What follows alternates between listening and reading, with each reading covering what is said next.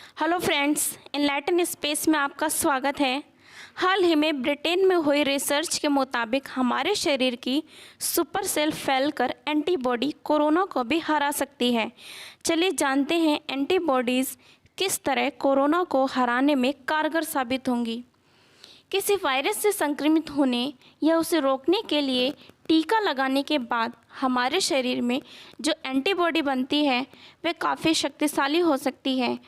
कोई भी वायरस आमतौर पर एक कोशिका में प्रवेश करके हमारे शरीर में फैलता है और अपनी प्रतियां बनाने के लिए एक फैक्ट्री के तौर पर इस्तेमाल करता है, जो काफ़ी हद तक फैल जाता है। साथ ही संक्रमण फैलने के लिए नई कोशिकाओं को ढूंढता है। एंटीबॉडीज़ इस वायरस को रोकने का काम करती है। यह वायरस को हमारी कोशिकाओं में प्रवेश करने से रोकती है। लेकिन क्या होगा अगर वायरस को आसपास की कोशिकाओं तक फैलने के लिए कोशिका से निकलने की आवश्यकता नहीं होगी? क्या हमारी एंटीबॉडीज़ इसके खिलाफ भी कारगर होंगी? वैज्ञानिकों ने हाल ही में सार्स CoV-2 के संबंध में यह सवाल पूछा, जो कोविड-19 की वजह है।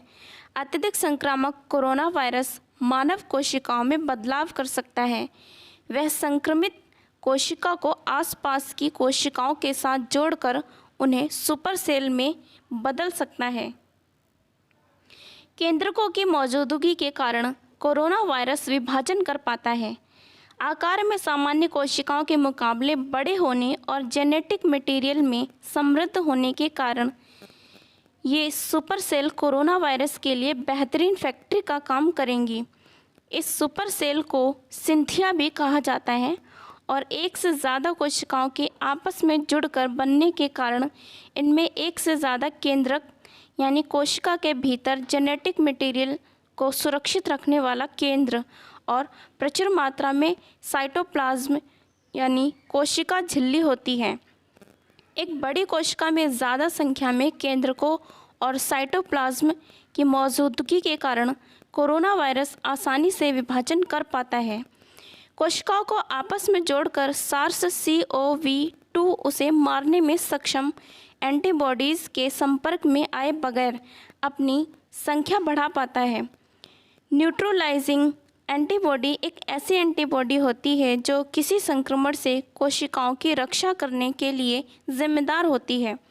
एलेक्स सिंगल और उनके सहकर्मियों ने इस अध्ययन में कोरोना के दो स्वरूपों अल्फ़ा एवं बीटा की एक कोशिका से दूसरी कोशिका तक जाने और संचरण के दौरान उनके एंटीबॉडी के प्रति संवेदनशील होने की जांच की।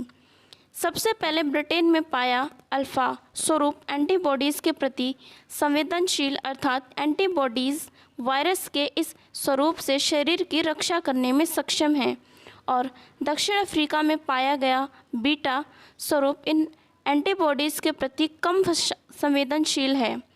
इस अध्ययन में बताया गया है कि कोरोना वायरस के दोनों स्वरूपों एक कोशिका से दूसरी कोशिका तक संचरण के दौरान एंटीबॉडीज से सफलतापूर्वक बच सकते हैं। यह दिखाता है कि अगर कोई वायरस शरीर में प्रवेश करता है तो उसे कोशिकाओं को खत्म करना ज़्यादा मुश्किल होगा। वायरस सदियों तक मनुष्यों और पशुओं के साथ रहते हैं, तो वह हमारे प्रतिरक्षा तंत्र द्वारा पहचाने जाने से बचने के तरीके ईजाद कर लेते हैं। यह माना जाता है कि एंटीबॉडीज़ में जबान कोशिकाओं में प्रवेश करने को रोकने के लिए सबसे प्रभावी हैं